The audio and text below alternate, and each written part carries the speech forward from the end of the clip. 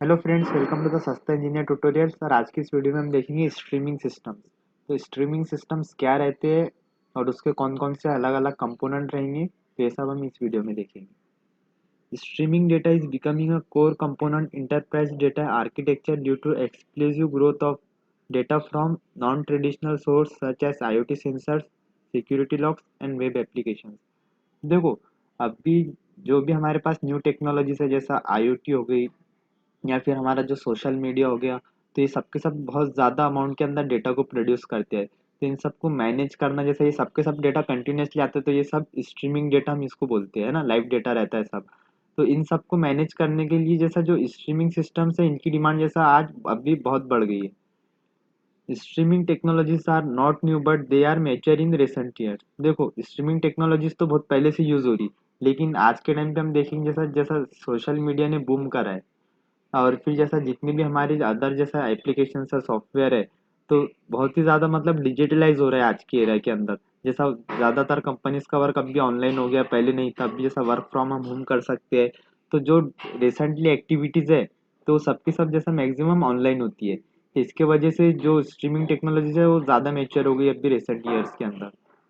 Common examples of streaming data includes, आप देखो इसके एग्जांपल्स कौन कौन से कॉमन, एक IoT सेंसर्स है। IoT सेंसर्स रेगुलरली हमारे को लाइव डेटा सेंड करता है। Servers and security logs and real time advertising. ठीक है। अब इसके कंपोनेंट कौन कौन से हैं? Components of streaming architecture. देखो, इसके मेनली चार कंपोनेंट रहते हैं। First one is the message broker, या फिर इसको हम बोल सकते हैं स्ट्रीम प्रोसेसर। तो देखो, मैसेज ब्रोकर क्या करेगा? This is the element that takes data from source called producer, translate it into a standard message format and stream it on a ongoing basis. Other component can then listen it and consumes the message pass by the broker. देखो यहाँ पे क्या करेगा message broker लेगा producer से message, जैसा जो भी हमारा डेटा रहेगा, तो जो हमारा सोर्स रहेगा उसको हम यहाँ पे प्रोड्यूसर बोलेंगे, और जो हमारा डेटा कंज्यूम करेगा उसको हम कंज्यूमर बोलेंगे। जो काफका क्लस्टर है ना, यहाँ पे रहेगा हमारा ब्रोकर काफका क्लस्टर के अंदर। तो काफका क्लस्टर के अंदर जो ब्रोकर रहेगा वो क्या करेंगे, यहाँ से डेटा डेटा लेगा प्रोड्यूसर से और उसको एक स्टैंडर्ड फॉर्मेट के अंदर कन्वर्ट करेगा। जो हमारा सोर्स है वो हमारे को एक स्ट्रक्चर डेटा प्रोवाइड नहीं कराएगा। अलग अलग सोर्स से हमारे पास डेटा आएगा तो वो स्ट्रक्चर नहीं रहेगा, कभी हमारे पास अलग फॉर्मेट में रहेगा। जैसे अलग अलग जितने भी सोर्स रहेंगे अलग अलग फॉर्मेट के अंदर हमारे को डेटा सेंड करेंगे, तो उन डेटा को एक स्टैंडर्ड स्ट्रक्चर के अंदर कन्वर्ट करने का काम किसका रहता है? काफका क्लस्टर का रहता है। काफका क्लस्टर के अंदर कौन रहेगा? हमारा ब्रोकर रहेगा, मैसेज ब्रोकर। और वही मैसेज ब्रोकर रिस्पॉन्सिबल रहेगा कंज्यूमर को डेटा सेंड करने के लिए। Second one is batch and real time ETL tool. अब देखो ये क्या है? डेटा स्ट्रीमिंग फ्रॉम वन और more message broker need to be aggregated, transform and structure before data can be analyse with SQL based analytics tools. देखो, हमने अभी इसके अंदर देखे ना, अलग अलग हमारे अलग अलग प्रोड्यूसर से हमारे पास मैसेज आ रहे हैं। देखो इसकी भी डायग्राम है। अब देखो यहाँ पे हमारे पास सर्विस है, ऐप है, डिवाइस है और सेंसर्स है। अब ये अलग अलग डेटा सोर्स है। अब अलग अलग डेटा सोर्स से हमारे पास मैसेज आ रहे हैं। अब इन सभी मैसेज को हमारे पहले तो कन्वर्ट करना पड़ेगा स्टैंडर्ड फॉर्मेट के अंदर। तो हमारे पास इसकी क्या क्या की रिक्वायरमेंट, सबसे पहले तो एग्रीगेट करना पड़ेगा।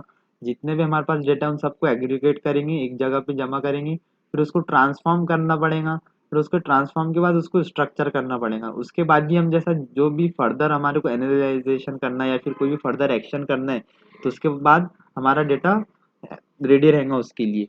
जैसा हम एक्शंस कर सकते हैं, जैसा या फिर कोई विजुअलाइजेशन हमें करना है, अलर्ट्स प्रोवाइड करना है या फिर कोई APIs देना है, तो सबके सब हम जैसा ये एक्शन कभी कर सकेंगे जब ये सब ट्रांसफॉर्म होगा और स्ट्रक्चर होगा।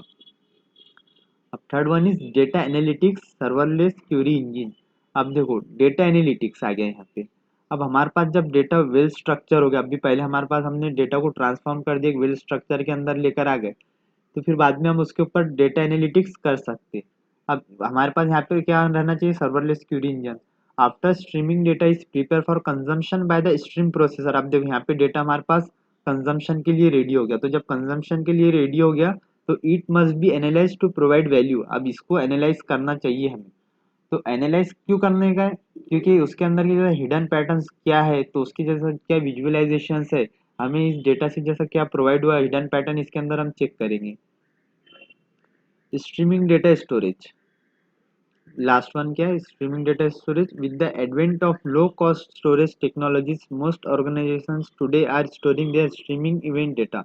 देखो स्ट्रीमिंग इवेंट डेटा को हमें, ये जो डेटा हमारे पास आ रहा है, तो इस डेटा को बाद में हमें स्टोर भी करना चाहिए। हमने एनालाइज कर लिए, हमारे पास एक रिजल्ट आ गया, तो इस रिजल्ट को हमें स्टोर भी करना पड़ेगा, है ना। और हो सकता है इस डेटा का हमारे पास जैसे बाद में काम पड़े, तो उस डेटा को भी स्टोर करना पड़ेगा। तो उसको स्टोर करने के वास्ते, स्ट्रीमिंग डेटा को स्टोर करने के वास्ते हमारे को स्टोरेज की जरूरत पड़ेगी। तो